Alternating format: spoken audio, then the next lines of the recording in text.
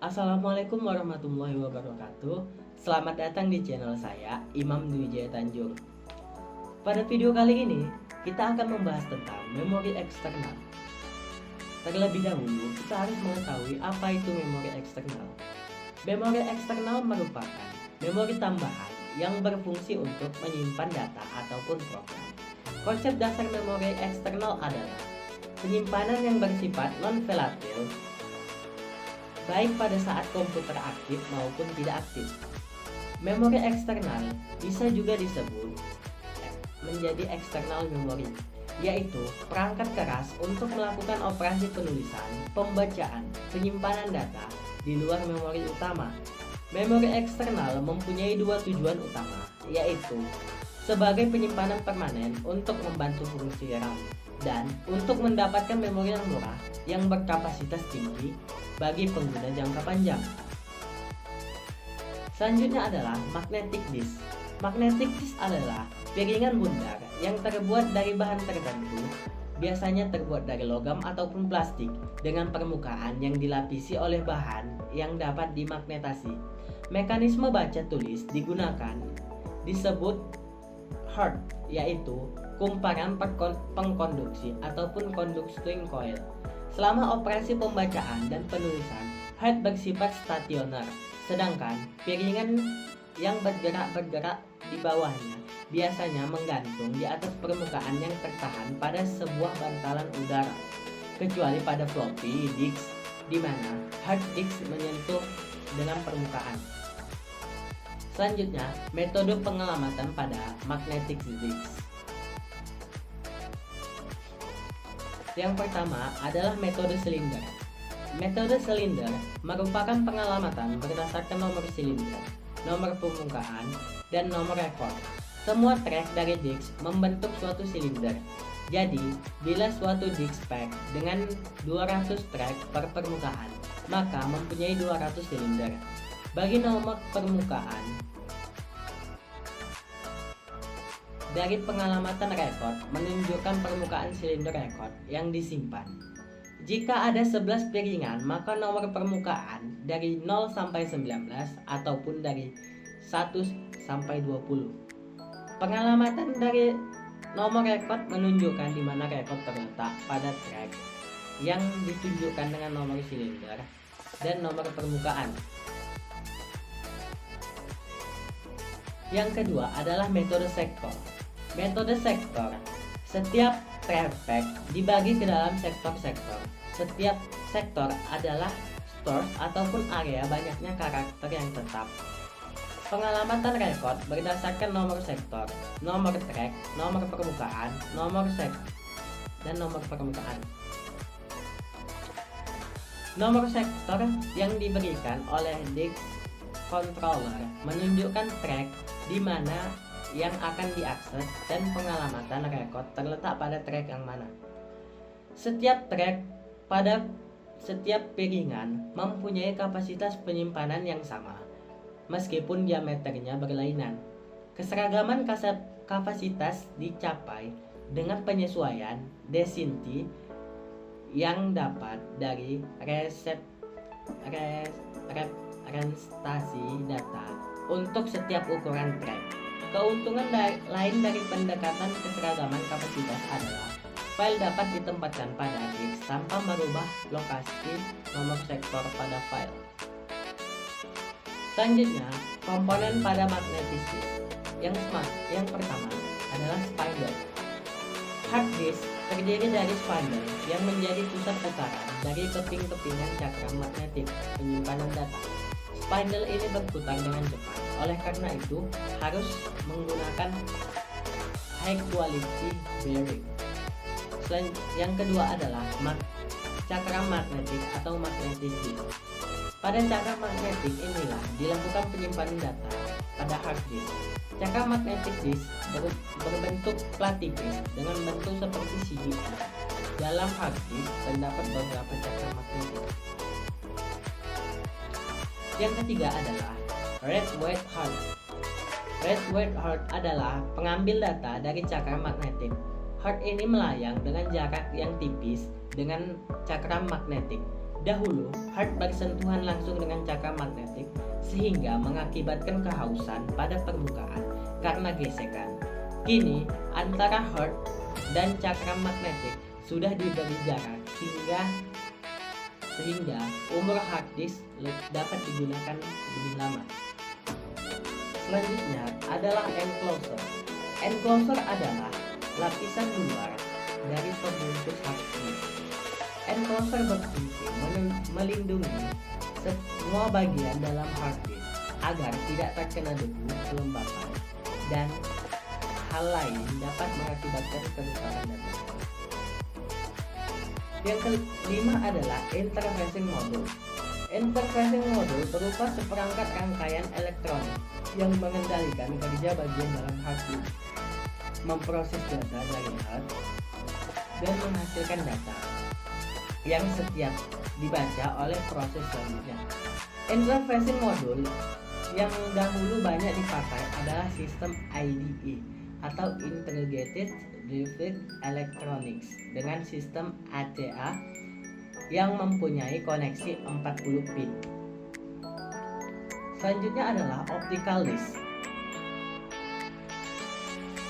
Optical disk adalah media penyimpanan data elektronik yang dapat ditulis, dibaca dengan menggunakan sinar laser bertenaga rendah. Optical disk pertama kali ditemukan pada tahun 1958. Kemudian, teknologi ini dipatenkan beberapa tahun kemudian. Perkembangan berikutnya ditemukan teknologi optical media untuk data video dalam laserdisc yang dikeluarkan oleh Philips pada tahun 1978. Berlanjut setelah itu, audio compact disc dikeluarkan oleh Sony pada tahun 1983. Selanjutnya, ciri-ciri dari optical disc. Optical disc mempunyai ciri-ciri sebagai berikut. Yang pertama, menggunakan laser untuk menulis dan membaca data.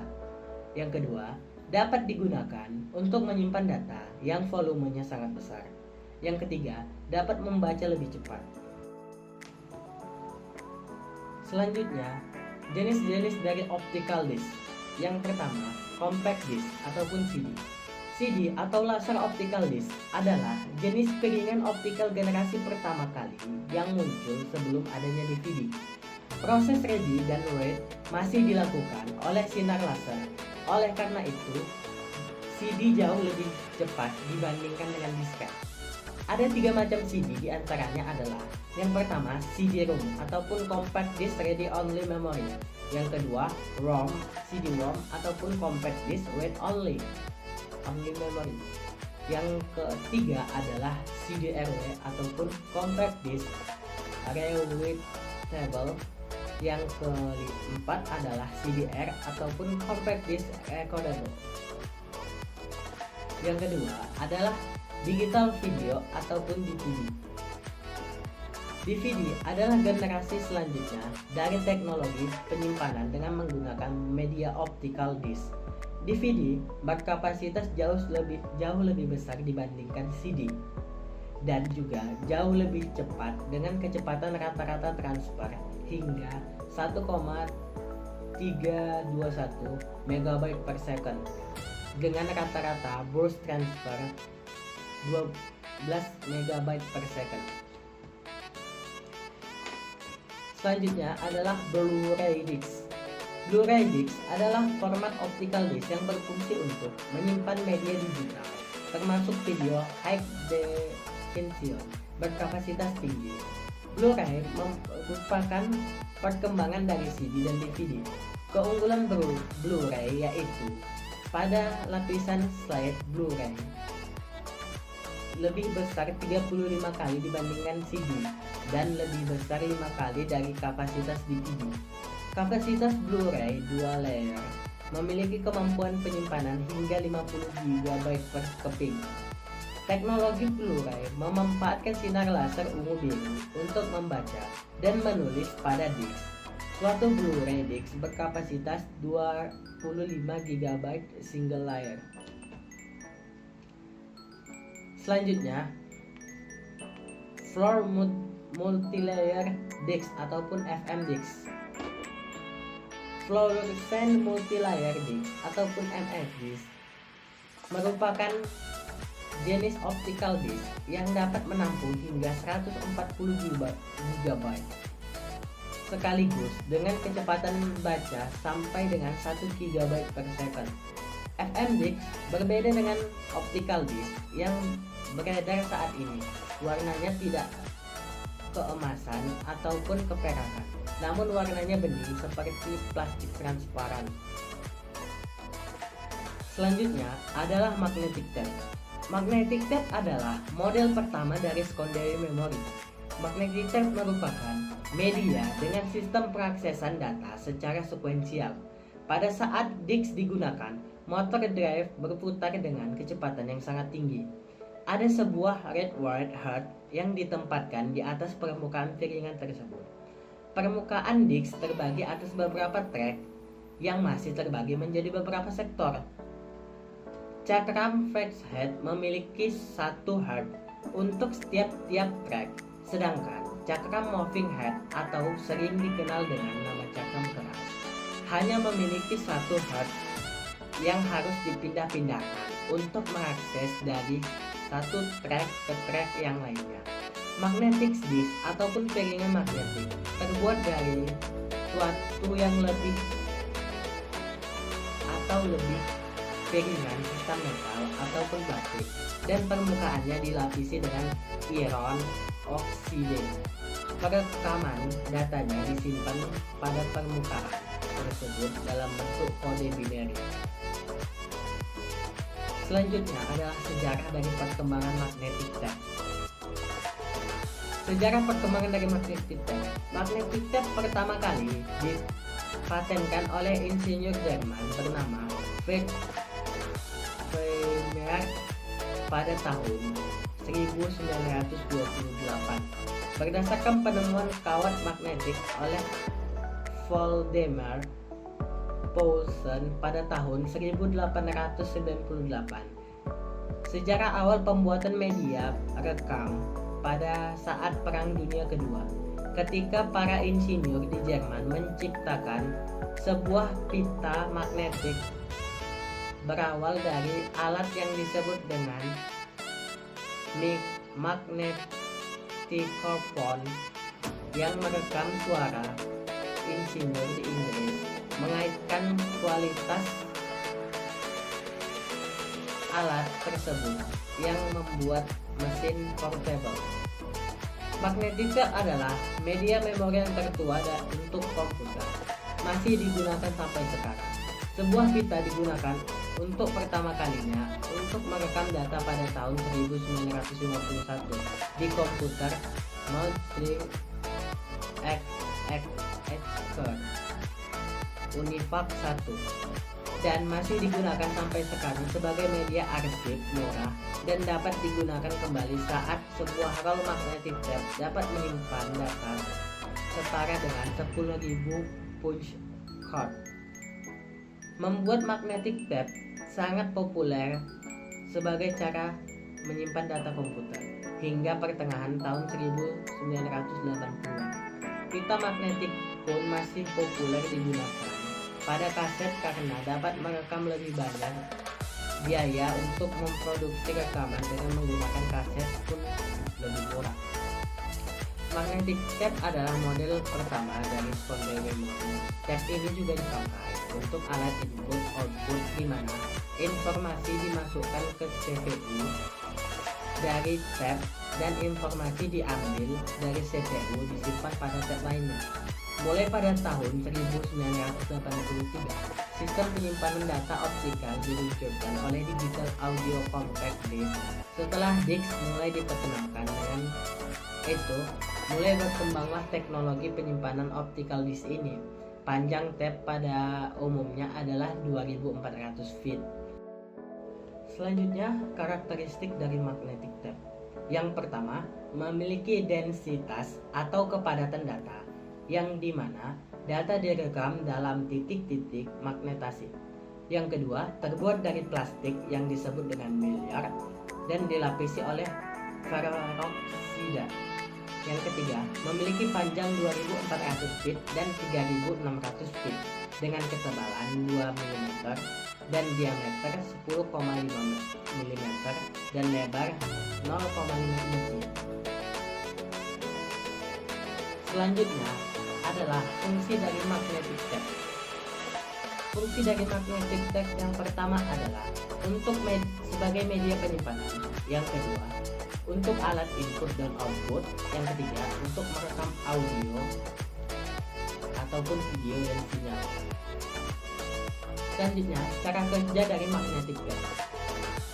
Data digital pada pita magnetik dengan media tape recorder secara berurutan menggunakan ref khusus untuk masing-masing jenis pita magnetik sebagai titik magnetasi pada lapisan proksi data. Magnetasi positif berwujud 1 bit dan magnetasi negatif berwujud 0 bit ataupun sebaliknya. Karena perekam dilakukan secara sekuensial, maka untuk mengakses data yang terletak di tengah ref harus memutar gulungan pita hingga head mencapai tempat data tersebut. Hal ini membuat waktu relatif lama. Meskipun demikian, teknologi pita magnetik masih banyak digunakan sebagai media backup data ataupun pengarsipan. Hal ini dikarenakan media ini memiliki kapasitas yang besar, garis besar, magnetik pita yang menjadi real tape dan cartridge tape. Selanjutnya adalah jenis-jenis dari magnetic tape. Yang pertama adalah real to real tape, yaitu real to real tape merupakan bentuk magnetic tape yang tertua. Alat ini mempunyai ukuran lebar 0,5 inci dan panjang mencapai 2400 kaki. Jika satu kaki sama dengan 2 inci, maka 2400 kaki berarti 28.800 inci. Bisa ditanyakan panjang seperti apa? Biasanya mempunyai tingkat kerapatan 6.250 bit per inci. Setiap gulungan pita magnetik terdapat 2 daerah yang tidak digunakan untuk merekam data yang disebut dengan pemimpin. Berikut di samping ini adalah gambar dari real-to-real tape. Selanjutnya adalah configure tape. Configure tape dapat dibuat untuk menyimpan hasil dan suatu backup file disk. Banyak digunakan untuk komputer mini. Untuk kebutuhan dibutuhkan tape unit. Selanjutnya, kaset tape. Kaset tape banyak digunakan di komputer mikro. Selain untuk merekam lagu, kaset tape juga digunakan untuk merekam sinyal yang berbentuk bilangan biner. Suatu teknik untuk mewakili bilangan biner di kaset disebut FKS. Untuk kebutuhan dibutuhkan tape recorder biasa. Selanjutnya, sistem blok pada magnetic tape. Data dibaca dari atau ditulis ke tape dalam suatu grup karakter disebut dengan blok. Blok adalah jumlah terkecil dari data yang ditransfer antara secondary memory dan primary memory pada saat akses. Sebuah blok dapat terdiri dari satu atau lebih record. Sebuah blok dapat merupakan physical record di antara dua blok. Terdapat ruang yang kita sebut dengan gap ataupun interblock gap.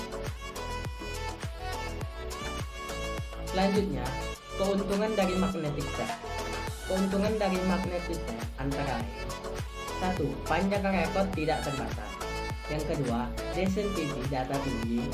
Yang ketiga, volume penyimpanan datanya besar dan harganya murah. Yang keempat, kecepatan transfer datanya tinggi. Yang kelima, sangat efisien bila semua ataupun kebanyakan rekod dari sebuah tape file memerlukan. Yang terakhir adalah kelemahan dari magnetic tape. Kelemahan dari magnetic tape adalah akses langsung terhadap data rekam lambat. Yang kedua, kurang ramah lingkungan. Yang ketiga, memerlukan penafsiran terhadap mesin. Yang keempat, proses harus sekuensial atau yaitu penyimpanan maupun pembacaan dilakukan secara berurutan. Mungkin hanya sampai sini saja video kali ini. Terima kasih saya ucapkan bagi yang sudah menonton. Assalamualaikum.